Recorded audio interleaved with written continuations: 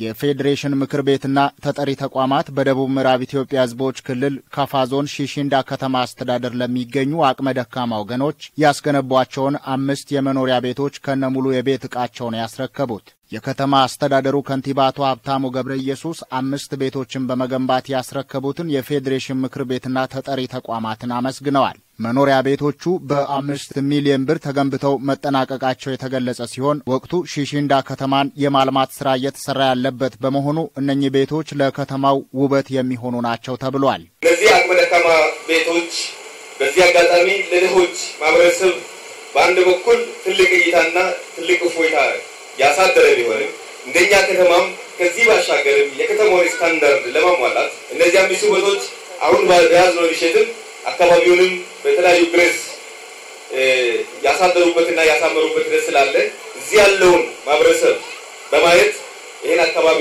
ስላለሙ ለቃለ ምስጋና ያቀረብ አጠቃላይ በዚህ 90 ቀን ውስጥ ከፍተኛ ገንዘብ ነው ለእነዚህ 5 ቤቶች እንድንሰራ 5 ሚሊዮን ብር የሚጠጋ ለኛ ይሰጣል። በ5 ቤተሰቦችና በከተማ አስተዳደሩ ደስታ የተፈጠረበት ተግባር መሆኑን በመግለጽ የመደጋገፍ ባህልን ማስቀጠል ይገባል ሲሉ አሳስበዋል።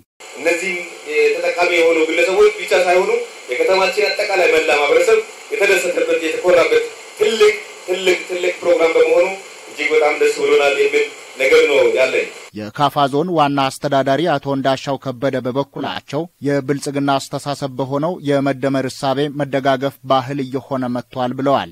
ኢኮኖሚያዊ ፖለቲካዊና ማህበራዊ ብልጽግና ነው የምናካሂደው። በብልጽግና መካከል ደግሞ ትላንት ጉልበት የነበራቸው ገንዘብ የነበራቸው ዛሬ ደግሞ በሂደት በተለያየ በህመም በእርጅና ችግር ውስጥ የወደቁ ዜጎቻችን አሉ። እነዚህን ዜጎች ኑሯቸውን ማሻሻል የብልጽግናችን አንዱ አካል ነው። ኑሯቸው ሊሻሻል የሚችልበት ሁኔታ እንዲኖር የወደቀ ቤታቸውን ማንሳት መጠገን አዲስ ሰርተው በተሻለ ህይወታቸውን ሊያሳልፉ የሚችሉበት ሁኔታ እንዲኖር ማድረግ አሁን በምንጓዘው ጉዞ ትልቅ ትኩረት የተሰጠ ከጠቅላይ ሚኒስትራችን ኢኒሼቲቭ ሆኖ የሥራ ባህላችን የሆነበት ሁኔታ ነው ያለው።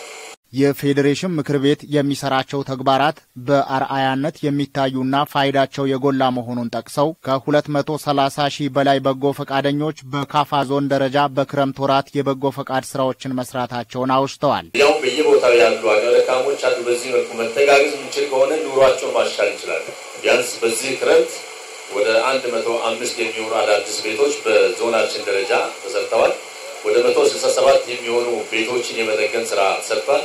አጠቃላይ ከ230 ሺህ በላይ በጎ ፈቃደኞች በዚህ ክረምት የተንቀሳቀሱበት ሁኔታ ነው ያለው። የፌዴሬሽን ምክር ቤት ጽህፈት ቤት ኃላፊ ክቡር አቶ ትግሉ መለሰ የበጎ ፈቃድ አገልግሎት ከበጎ ህሊና የሚፈልቅ መልካም ተግባር እንደሆነ ጠቅሰው አቅሞችን በማሰባሰብ ሀገራዊ አንድነትን የማጠናከር ሚናው የጎላ ነው ብለዋል። በሀገራችን ውስጥ እኩል መኖር የምንችልበትን እሳቤ መሰረት አድርጎ የምንመራበት ፌደራል ስርዓት ጋር ተያይዞ እንደ ሀገር ግን ደካሞችን አቅመ ደካሞችን አረጋውያንን ማገዝ እንደ እሴት ይዘን የምንቀጥልበት በመሆኑ ይሄን እሴት የማስቀጠያ ፕሮግራም ይሆናል ማለት ነው። ይሄን ስናደርግ ቤተማማችነትን ወንድማማችነትን ከማጠናከር አልፎ ሀገራዊ አንድነት የማጠናከር ድርሻው የጎላ ይሆናል ማለት ነው። በምክር ቤቱ የሚከናወኑ በጎ ተግባራት እንደ ሀገር ለዜጎች ምቹ ሀገር የመፍጠር እሳቤ አካል መሆናቸውን ተናግረዋል። ቤት ከተሰራላቸው የሺሺንዳ ከተማ አስተዳደር ነዋሪዎች መካከል ወይዘሮ ታገኝ ወልደ ገብርኤል፣ አቶ ገረመው ደስታና ወይዘሮ አበበች አስፋው በሰጡት አስተያየት ይህ ተግባር በህይወታቸው ላይ ትልቅ ለውጥ የፈጠረ መሆኑን ተናግረዋል። ስለተደረገላቸው መልካም ተግባርም ሁሉንም አካላት አመስግነዋል።